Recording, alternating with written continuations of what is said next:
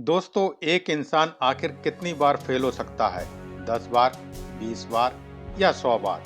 इतनी बार फेल होने के बाद भी कोई टूटे ना, ऐसा उदाहरण बहुत ही कम है। ऐसा ही उदाहरण की मिसाल है केएफसी के फाउंडर कर्नल सैंडर्स, जिन्होंने जिंदगी में 1009 बार निराशा हाथ लगी। जिस उम्र में लोग रिटायर होते हैं, उस उम्र में इनका कैरियर शुरू हुआ। इन्होंने 65 साल की उम्र में केएफसी की शुरुआत की थी। आइए जानते हैं कैसे। एक के बाद एक कर्नल सैंडर्स को मिलती गईं असफलताएं। फिर एक दिन जाग उठी किस्मत। कर्नल सैंडर्स का जन्म 1890 में अमेरिका के इंडियाना के हेनरी वैली में हुआ था।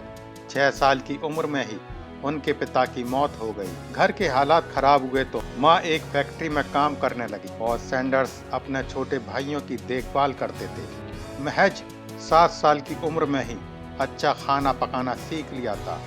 12 साल की उम्र में उनकी मां ने दूसरी शादी कर ली। उनके सौतेले पिता को सैंडर्स पसंद नहीं थे, जिसके चलते अपनी आंटी के पास चले गए और एक लगे। सैंडर्स उस वक्त 7वीं क्लास में पढ़ते थे और ये उनकी आखिरी क्लास थी। उसके बाद उन्होंने कई काम करे। सेना में भर्ती हुए, पर वहां से भी निकाल दिए गए। कुछ वक्त रेलवे में काम किया। करीब 19 साल की उम्र में उन्होंने शादी कर ली।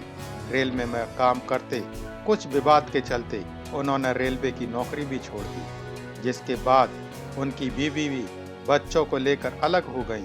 अपने जीवन में उन्होंने और भी छोटे मोटे काम किए।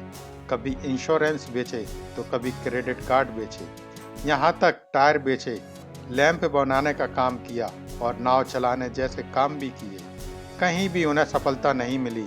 जब उन्होंने केंटकी कार्बिन जैसे गैस स्टेशन खरीदा, बहुत से यात्रियों ने उनसे कहा कि वो एक होटल भी खोल लें।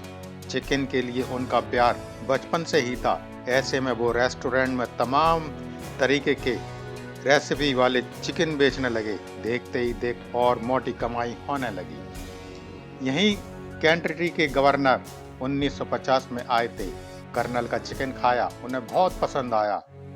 उन्होंने हारलैंड सैंडर्स को कर्नल की उपाधि दी और तभी से उन्हें कर्नल सैंडर्स के नाम से जाना जाने लगा।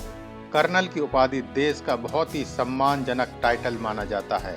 जहां पर सैंडर्स का रेस्टोरेंट था, वहां से एक हाईवे निकलते के चलते उनका रेस्टोरेंट टूट गया। उसके बाद उन्होंने संघर्षों का एक और दौर शुरू हुआ।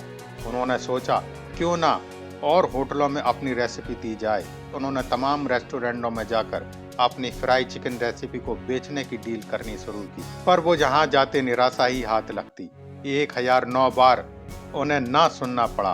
उसके बाद उन्हें पहली बार हाँ सुनना पड़ा। यहाँ से शुरू हुआ केएफसी की कामयाबी का सफर। जब कर्नल सैंडर्स को एक होटल ने हाँ कर दी तो वो अपना चिकन वहाँ बेचने लगे। वो रेस्टोरेंट के मसाले का बना हुआ पैकेट बेचते थे, जिनसे उनकी रेसिपी खुफिया रही। साथ ही लोगों को बेहतरीन स्वाद भी मिला। यहाँ से केएफसी फेमस होने लगा। 1963 में अक्टूबर महीने में एक वकील जॉन वाई वर्सेस जूनियर और व्यापारी जैक ई मेसी मिले। सैंडर्स से मुलाकात की और केएफसी की फ्रेंचाइजी राइट खरीदने की इच्छा जताई। शुरुआत में तो मना करते रहे, पर बाद में उन्होंने $2 मिलियन में जनवरी 1965 में बेच दिया। डील में यह तय हुआ कि कैंट की फ्राई कंपनी अपनी खुद की रेस्टोरेंट दुनिया भर में बनाएंगे और कभी भी क्वालिटी के साथ समझौता नहीं करेंगे। सैंडर्स को पूरी जिंदगी $40,000 की सैलरी भी दिए जाने भी डील हुआ था। बाद में उनकी सैलरी बढ़ाकर $75,000 कर दिया गया। इसके बाद उनकी कंपनी रेनॉल्ड्स और पेप्सिको सहित कई हाथों में गई। मालिकाना हक योम ब्रांड्स इनकॉर्पोरेशन के पास है। कर्नल की मौत 1980 में 90 साल की उम्र में हुई। आज कर्नल दुनिया में नहीं है, लेकिन केएफसी का लोगो, दाढ़ी और वेस्टर्न टाई के साथ उनका चेहरा आज भी केएफसी चिकन खाने वालों को भूलने नहीं देता। आज के वक्त में केएफसी के 150 से भी अधिक देशों में 22,000 से भी ज्यादा स्टोर हैं।